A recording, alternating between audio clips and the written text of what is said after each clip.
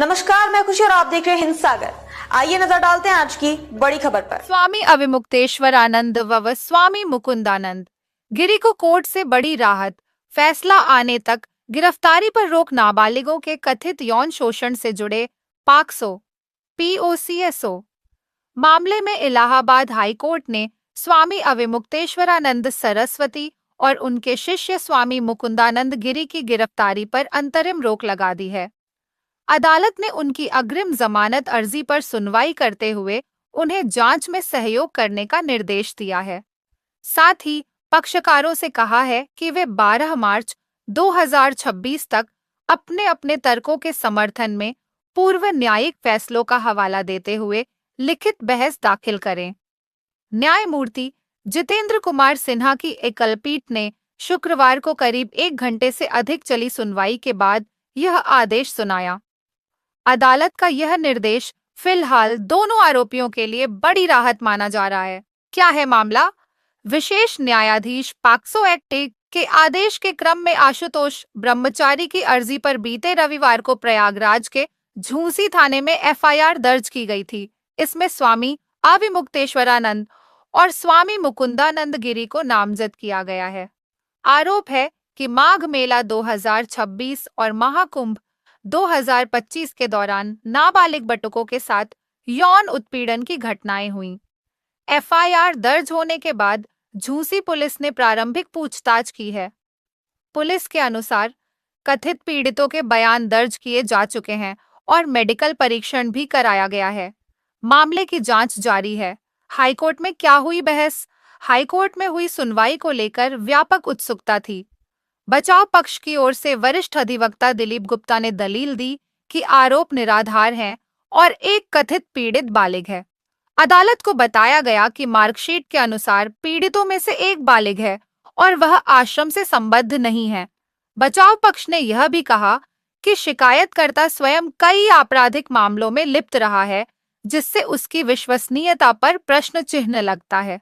उनके अनुसार पूरा प्रकरण दुर्भावनापूर्ण है और आरोपियों को फंसाने के उद्देश्य से दर्ज कराया गया है।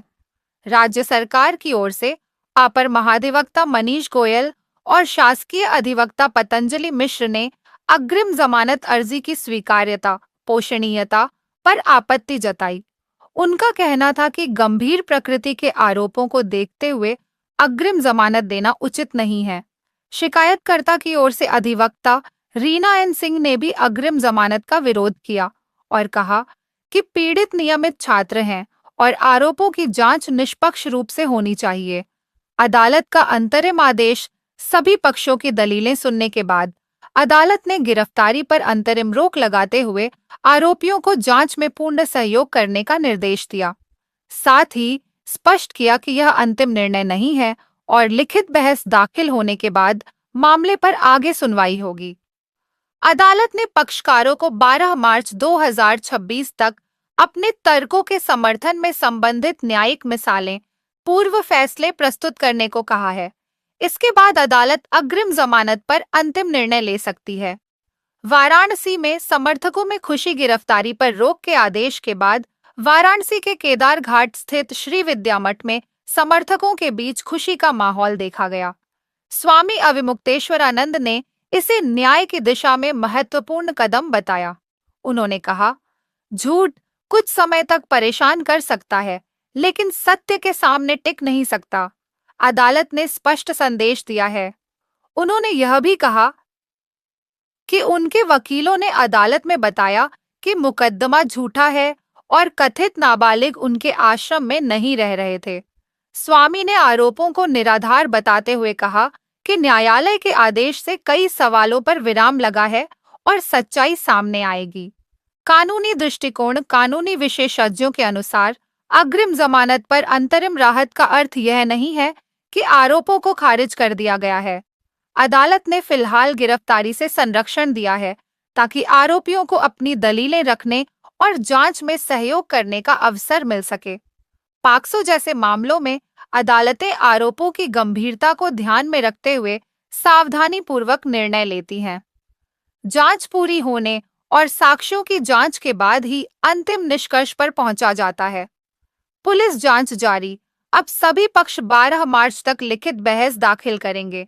इसके बाद हाई कोर्ट अग्रिम जमानत पर अंतिम आदेश पारित करेगा। इस बीच पुलिस जांच जारी रहेगी।